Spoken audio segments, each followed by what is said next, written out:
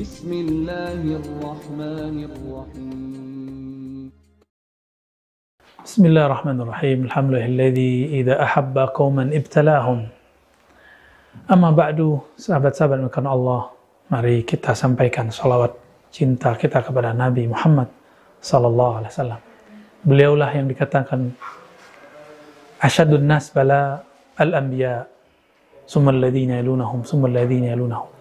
Orang golongan yang paling parah, paling kuat, paling dahsyat mendapatkan bala, mendapatkan musibah adalah para nabi. Maka seberat apapun corona hari ini, penyakit yang kita dera saat ini, itu tidak apa-apanya dibandingkan para nabi. Maka jangan pernah bermimpi jadi nabi. Sungguh berat, sangat berat sekali.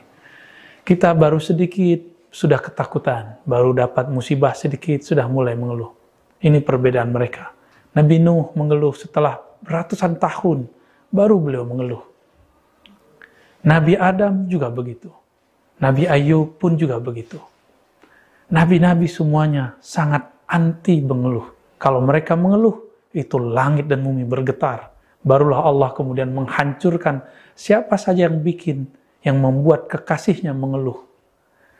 Maka sahabat-sahabat yang dimuliakan Allah, inilah perbedaan ngeluhnya para nabi dengan kita. Ngeluhnya para nabi hanya kepada Allah, sedangkan ngeluhnya kita kepada makhluk. Di dalam surat Al-A'raf misalnya ayat 168, Allah Ta'ala mengatakan wabalawnahum, kami beri bala mereka bil hasanati was sayyiat, dengan kebaikan-kebaikan, dengan nikmat yang baik, sehat, hidup, bisa nafas, selamat dari virus. Was sayyiat, terkena virus, penyakit, hidup agak sedikit mungkin seret. Semua itu apa ujung kalimatnya? La'allahum yarji'un, supaya mereka rujuk kepada Allah. Jadi kita ini telah menalak Allah berkali-kali. Kita telah mentalak Allah berkali-kali. Kita telah bercerai dengan Allah berkali-kali. Maka dengan adanya bala itu, Allah sedang mencubit-cubit. Hai kekasihku, kembalilah kepadaku. Hai sayangku, ayo kembali ke haribaanku. Inilah yang Allah titipkan dalam setiap cubitan-cubitannya. Cubitan dompetnya, cubitan penyakitnya, cubitan masalah-masalahnya. Maka sahabat-sahabat yang melakukan Allah, perhatikan kalamnya. Wabalawnahum, kami berikan bala. Apa terjemahan bala? Dalam bahasa Indonesia bala terjemahannya sangat horor. Semua yang negatif. Ternyata bala di situ dua. Bil hasanat, dengan kebaikan-kebaikan. Maka satu nafas yang kita tiup ini, yang kita hirup ini, lalu kita keluarkan, itu adalah hasanat Allah. Coba lihat sahabat kita, orang tua kita, orang terdekat, mereka sedang pasang ventilator, susah nafas. Jangan dikira virus tidak ada virus ini. Bukan supaya kita mengikuti teori konspirasi, tidak. Kita membenci sekelompok orang, tidak. Membenci pemerintah, tidak. Membenci anti pemerintah, tidak. La'allahum yarji'un. Semuanya hanya untuk kembali kepada Allah. Maka Ibnu Athaillah menegur kita.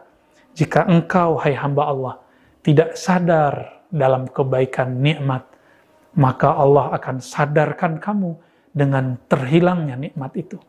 Pilih.